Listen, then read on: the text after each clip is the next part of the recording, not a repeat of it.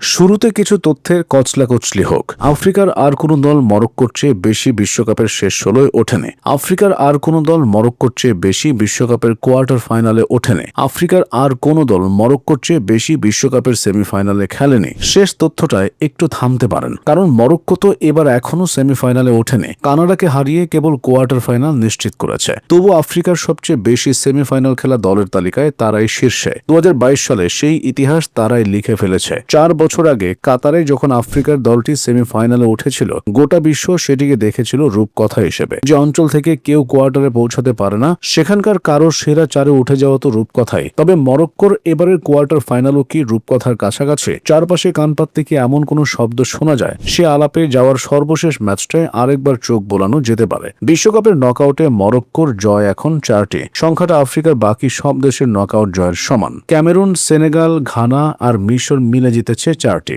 Morocco একারই ৪টি। আরেকটি ইতিহাসও তারা গড়েছে। বিশ্বকাপের দুই ভিন্ন আসরে কোয়ার্টার ফাইনালে ওঠা প্রথম আফ্রিকান দল এখন তারাই। এটুকু এগুনোর পথ অবশ্য একেবারে মসৃণ ছিল না। শক্তির ঝলক যেমন দেখা গেছে, ফুটে উঠেছে দুর্বলতাও। গ্রুপে প্রথম ম্যাচেই প্রতিপক্ষ ছিল ব্রাজিল, ফল ১-১ ড্র।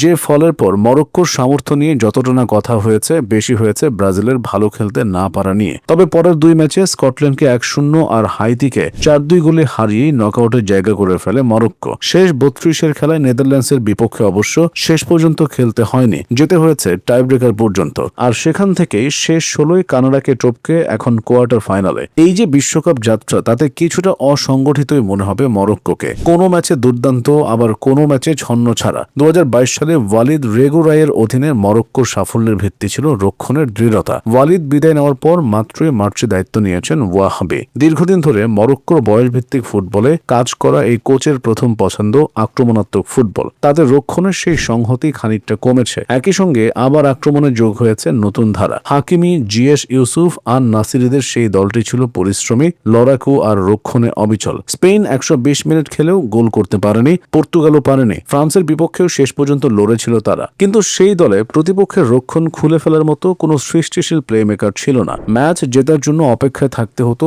একটা মোক্ষম মুহূর্তের। এই বিশ্বকাপে সেই ঘাটতি অনেকটাই পূরণ করেছে ব্রাহিম দিয়াজ। রিয়াল মাদ্রিদে খেলা এই মিডফিল্ডার ব্রাজিলের বিপক্ষে ড্রয়ে আর স্কটল্যান্ডের বিপক্ষে জয়ে সাইবারের গোলে অ্যাসিস্ট করেছিলেন। কানাডার বিপক্ষেও করেছেন জোড়া অ্যাসিস্ট। আক্রমণে দিয়াজের পাশাপাশি জ্বলে উঠেছেন আর্জেদিন ওনাহিও। এদিকে রক্ষণে কম যাচ্ছেন না আশরাফ হাকিমিও। পিএসজির হয়ে টানা ২টি চ্যাম্পিয়ন্স লিগ জিতে আসা এই রাইট ব্যাক এই মুহূর্তে তার পজিশনের অন্যতম সেরা। মরক্কো দলে এলে আক্রমণেও ভূমিকা বাড়ে তার। এই যেমন এবারের আসরে ৩টি অ্যাসিস্ট করে ফেলেছেন। ১৯৬৬ সালের পর থেকে এই বিশ্বকাপে এর চেয়ে বেশি অ্যাসিস্ট আছে মাত্র ৩ জন ডিফেন্ডারের। তারা হচ্ছেন ডেলি ব্লাইন্ড, ডেনজেল ডামফ্রিস এবং কাফু, ৪টি করে। মাঠে মরক্কোর যে সাফল্যটা এখন দেখা যাচ্ছে, তার বীজ অবশ্য বোনা হয়েছিল অনেক আগে।